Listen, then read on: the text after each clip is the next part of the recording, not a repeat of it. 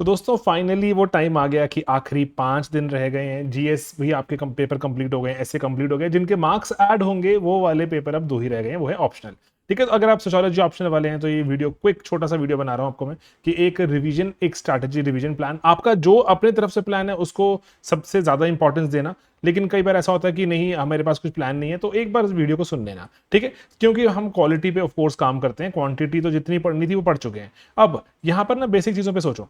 जैसे ना देखो, 2 दिन पेपर 1 को पेपर 2 को देने पड़ेंगे। मेरा मानना है कि कुछ आप पेपर 1 के जो टॉपिक्स को प्रायोरिटाइज करो, देन पेपर 2 के टॉपिक्स को प्रायोरिटाइज करो, देन पेपर 1 के जो टॉपिक्स रह जाएंगे, देन पेपर 2 के टॉपिक्स रह जाएंगे, एंड देन एक एक कंप्लीट दिन पेपर 1, आधा आधा दिन पेपर 1, आधा दिन पेपर 2। ठीक है, देन आपका हिंदी और जो मतलब लैंग्वेज का पेपर है उसको देने आप जाएंगे। नेक्स्ट डे आपका पेपर होगा सोशियोलॉजी का। तो अब ये वक्त है दोस्तों पढ़ने का। शॉर्ट नोट्स, आपने जो शॉर्ट नोट्स बनाए थे वो उसको एक बार ना आप अच्छी तरह से अब रटने के मोड में आना पड़ेगा। क्योंकि अब ना ऐसा नहीं है, अभी अभी किसी चीज की वेट नहीं है, अभी बस शॉर्ट नोट्स बनाए हैं। पास्ट ईयर क्वेश्चंस, अगर past year questions let's say नहीं देखे, बहुत सारे कुछ कुछ इंपॉर्टेंट क्वेश्चंस हैं हमने अपनी वेबसाइट पे डाल दिए हैं सभी के सभी। जो आपको लगता है ना इंपॉर्टेंट क्वेश्चंस हैं, उनकी मैंने लिस्ट पे बना के डाली हुई है अपने जो चैनल पर।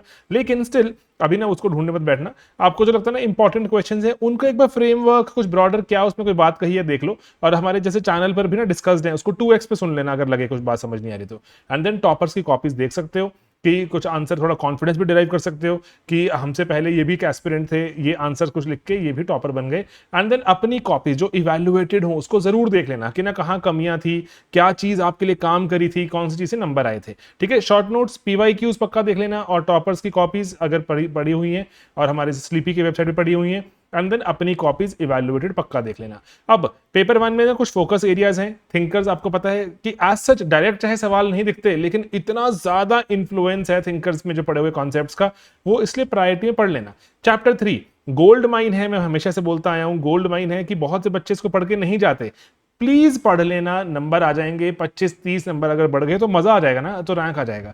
तो चैप्टर 5 स्ट्रैटिफिकेशन, ये बड़े चैप्टर्स हैं तीनों के तीनों। ठीक है, ये बड़े चैप्टर्स हैं, पढ़ने में टाइम भी लगता है, लास्ट में छोड़ोगे ऐसी फालतू का स्ट्रेस ले लेते हो। And then chapter 7 politics society, इसका भी आप देखते हो बहुत ज्यादा इंफ्लुएंस है, नेशनलिज्म क्या है एक्सेट्रा ना, ये डिबेट चलती रहती है, पेपर 2 में बहुत काम आता है। देन फैमिली किनशिप प्रायोरिटी में, ये आप कवर करने के बाद जीएस 2 पे चलें। जीएस 2 में ना आपको देखो ये जो टॉपिक्स हैं ये प्रायोरिटी हैं, जो इसके सिवा रह जाएंगे वो सेकंड राउंड में कंप्लीट करना। ये प्रायोरिटी वाले टॉपिक्स पक्का देखो, सबसे पहले देखो, क्योंकि इसमें जो गिवन कॉन्सेप्ट्स हैं वो जगह जगह अप्लाई होते हैं। जो सेकंड राउंड में आओगे जो बचे हुए टॉपिक्स हैं वो वाले। ठीक है, तो मैं उनके लिस्ट के नाम में नहीं लिख रहा, सिर्फ ये प्रायोरिटी बता रहा हूँ, दीज आर प्रायोरिटी टॉपिक्स। अब ना जीएस 2 में एक सवाल उठता है कि ना बहुत से सवाल से जीएस टाइप होते हैं, क्या करें? तो उनको जितना सोशलॉजिकल बना सकते हो बनाओ। कैसे बनाओगे? सोशलॉजिकल कीवर्ड्स यूज करके, family, marriage, kinship, tribal, migration, ऐसे वर्ड्स ड्रॉप करके you make it sound sociological.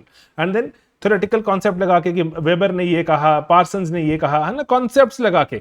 तो इसीलिए जरूरी नहीं है कि उस पर्टिकुलर टॉपिक पे आपने बिल्कुल रिसर्च की हुई थी, पीएचडी की हुई थी, आपको पता होगा, लेकिन आप कॉन्सेप्ट लगा सकते हो। थिंकर्स एसोसिएटेड को स्टडी पता है, उसको कोट कर सकते हो। That is how you make it sociological. अभी ना इंपॉर्टेंट करंट अफेयर्स का मैंने अभी कुछ दिन पहले डाला था वीडियो, तो 2024 के लिए इंपॉर्टेंट है, हमेशा इंपॉर्टेंट रहते हैं ये सोशलॉजिकल जो आइडियाज रहते हैं। इनका पीडीएफ भी डिस्क्रिप्शन में अवेलेबल है अगर आप चाहें देखना। ओके, तो ना क्या इनइक्वालिटी से जो ग्रोथ होती है, इसके काउंटर में आर्ग्यूमेंट था, है ना, इनइक्वालिटी और ग्रोथ की। अगर मान लो कि किसी को लोगों को सुविधाएं नहीं मिली हुई तो उसको बनाने में हमें कंपनियां एक्सेट्रा बनानी पड़ेंगी, है ना, तो उससे ग्रोथ होगी। मान लो सरकार साफ पानी नहीं दे पाती, तो साफ पानी देने वाली कंपनियों आएंगी मार्केट में, तो ग्रोथ होगी। क्या ये सही तरह की ग्रोथ है ना, इस पे बात थी।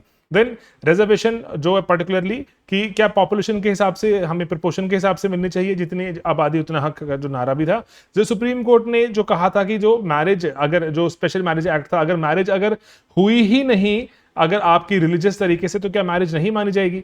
एंड देन कोहैबिटेशन, जिसपे उत्तराखंड की सरकार जो इसको लिव इन भी कहते हो पर लेकर आ रही कानून। एंड देन जापान का विमेनॉमिक्स रिफॉर्म्स, क्योंकि भारत का भी हम देखें एलएफपीआर थोड़ा लो रहता है, तो कैसे उसको बढ़ा सकते हैं, जापान से क्या लेसन ले सकते हैं, अच्छे एग्जांपल्स कोट हो जाते हैं। देन जो दलित पॉलिटिक्स की क्या लिमिटेशन आ रही है, जो डॉक्टर अंबेडकर के आइडियाज की क्या लिमिटेशन हो सकती है, ये मुश्किल सवाल होते हैं, ऑन द स्पॉट सोचते मुश्किल हो जाते हैं, तो पढ़ लेना। ठीक है, रैपिड पढ़ लेना बस, और क्या। और जो पिंक टैक्स है कि अगर बाल कटवाने लड़कियां जा रही है, महंगे पड़ते हैं, वो सेम बाल काटने का उतना ही टाइम ले रहा है अगर जो नाई आपका लड़के के बाल काटने का, तो जल्दी कट जाते हैं, और जल्दी मतलब पैसे कम में कट जाते हैं। तो ये पिंक टैक्स लड़कियां पे कर रही हैं, सेम सर्विसेज के ज्यादा महंगे पैसे दे रही हैं। देन जो भारतीय सोशियोलॉजी के बारे में था कि क्या भारतीय सोशियोलॉजी बहुत वेस्टर्नाइज्ड है, इस पे बात थी। और जो प्लूरलिस्ट सिविल सोसाइटी, क्या सिविल सोसाइटी सरकार का ही एक अंग बन के रह गई है ना? मुश्किल सवाल है, तो इसलिए मैं आपको बता रहा हूं। करंट अफेयर्स में इनके आर्टिकल्स वगैरह थे, वो सब आप पढ़ सकते हो रैपिडली। 2 से 3 घंटे इस पे लगा लोगे डिवाइडेड, कभी आधा घंटा लगा लिया, फिर आधा घंटा, तो बहुत डिसप्रोपोर्शनेट रिवॉर्ड मिल सकता है, कीवर्ड्स मिल जाएंगे, है ना? देन इन जो फीमेल माइग्रेशन पे, कि फीमेल मेजरली माइग्रेट करती हैं because of marriages. Then Maratha mobilization पे बात हो रही है, ये सवाल बहुत बार पूछे जा चुके हैं कि ओबीसी रिजर्वेशन एक्सेट्रा की बात चलती रहती है। एंड देन जो ह्यूमनिस्टिक थियरी, क्या सोशियोलॉजी को ह्यूमनिस्टिक होना चाहिए, नहीं होना चाहिए।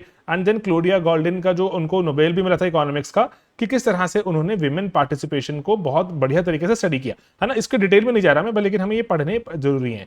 अब कीवर्ड्स को याद करो, ये वक्त है। फ्रेमवर्क्स को याद करो, रट लो, जैसे एफएमसीजी, आरसीआर, डीआईएमपीएल। मतलब ये तो ऐसे ऑन द स्पॉट ही बता रहा हूं, है ना? कि जैसे discourses, interest area, multi disciplinary approach, post modernism, language में कैसे नजर आता है आपको सोशियोलॉजी एक्सेट्रा। तो ये सब चीजें ना आप ब्रॉडली देख सकते हो। आपके अनगिनत खुद के बनाए हुए फ्रेमवर्क्स हो सकते हैं, उनको पढ़ो। आंसर लिखते हुए स्ट्रक्चर का होना जरूरी है। अप्रोप्रिएट हेडिंग जरूर बनाना, 100 में नंबर मिलते हैं। एंड जो अगर थिंकर वगैरह कोई अच्छा कोट कर रहे हो, लग रहा है कोई दमदार थिंकर, कितने थिंकर कोट करें वो एक्सेट्रा, टेंशन मत लो, जितने याद आ रहे हैं करते रहो कोट, है ना? 150 शब्दों की लिमिट भी तो है आर्टिकल में, कोई एक जो आपके आंसर में कोई फ्लो भी तो होना चाहिए, है ना? तो टेंशन मत लेना कि एक थिंकर कोड करूं, 5 करूं, 50 करूं। जितने आपको अप्रोप्रिएटली याद आ रहे हैं उसको आप वहां पे जो इतना वर्ड लिमिट में समा सकते हो, जितना सही तरह से प्रेजेंट कर सकते हो, उतना कोड करना। कोई दबाव नहीं है हमारे पास यहाँ पर। क्वेश्चन 1, क्वेश्चन 5 मैंडेटरी होते हैं, इस बात को ध्यान देना। इसलिए सब बच्चे लिखते हैं, इसलिए इसको थोड़ा सा बढ़िया तरीके से दिमाग अच्छे से चला के इसको अटेम्प्ट करना। तो कई लोग चाहते हैं शुरू में अटेम्प्ट करना, कि शुरू में दिमाग तेज चल रहा है, लेकिन मुझे लगता है कि धीरे धीरे अटेम्प्ट करना शुरू करते हो तो आपका दिमाग तेज हो जाता है। तो क्वेश्चन 1 और 5 थोड़ा सा रुक कर भी अटेम्प्ट कर सकते हो, एंड आपकी मर्जी है, इंटायरली योर्स। ठीक है, टाइम मैनेजमेंट क्रूशियल है, ओवर स्पेंड मत करना टाइम, क्योंकि क्वेश्चन छूटा हुआ 0 नंबर देता है। कुछ तो अटेम्प्ट करने के हमें कुछ तो नंबर मिलते हैं, इसलिए ओवर टाइम जो ओवर स्पेंड करना बहुत ही डिजास्टर्स हो जाता है। ठीक है, क्रिटिसिज्म जरूर ऑफर करो, चाहे पूछा है चाहे नहीं पूछा। एंड करंट एग्जांपल जरूर कोट करो, जो हमने पीछे करंट अफेयर्स देखे, चाहे उन पर डायरेक्ट सवाल ना आए लेकिन वो कोट हो जाते हैं। ठीक है, इसलिए ओवर स्ट्रेस मत करना। ओवर स्ट्रेस क्यों नहीं करना? क्योंकि जो लॉन्ग टर्म नॉलेज काम आएगी, जीएस भी बीत चुका है, एसए हो चुका है, लॉन्ग टर्म नॉलेज काम आएगी। राइट फ्रेम ऑफ माइंड में होते हो तो आप जो एक अनजान सवाल का भी बढ़िया स्ट्रक्चर बनाकर आप यहां वहां पर रिप्लाई लिख देते हो।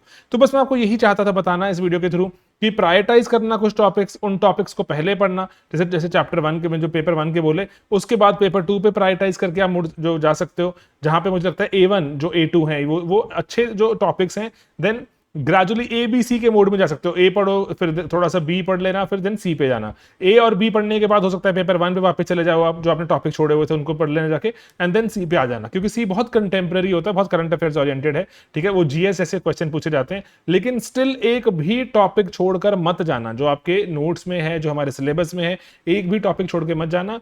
अभी आखिरी पेपर है और बढ़िया अटेम्प्ट कराएंगे, रैंक निकाल लेंगे, मजा ही कुछ और है ना? तो इसीलिए मैं आपको चाह रहा था यहाँ बात करना कि प्रायोरिटाइज करके, वक्त मिला है तो उसको यूटिलाइज करके, बस ऐसे इसको जाया मत कर देना इस वक्त को। ठीक है, सही से यूटिलाइज कर लेना। अगर किसी तरह की कोई प्रॉब्लम, कोई हेल्प चाहिए लास्ट मिनट में, हमारे जो हेल्पलाइन नंबर, अगर हमारे बैचेस का पार्ट है तो आपको पता है कि बैचेस में यू कैन आस्क, है ना?